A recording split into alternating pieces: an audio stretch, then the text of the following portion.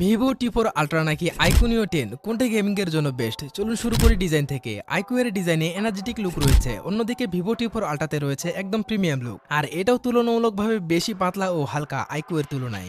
ডিসপ্লের দিক দিয়ে দেখলে ভিভোতে আছে 6.7 ইঞ্চির 1.5K 120 hertz quad curve AMOLED display, অন্যদিকে আইকিউতে পাওয়া যায় 6.78 ইঞ্চির 1.5K 144 hertz flat AMOLED display. IQOO এর ডিসপ্লে ভিভো এর তুলনায় কিছুটা উজ্জ্বল। পারফরম্যান্সের দিক দিয়ে ভিভোতে আছে মিডিয়াটেক ডায়মেনসিটি 9300 প্লাস চিপসেট, আর আইকিউতে ব্যবহার করা হয়েছে স্ন্যাপড্রাগন 8 Gen 4 চিপসেট, যার ফলে পারফরম্যান্সের দিক দিয়ে আইকিউ সামান্য এগিয়ে।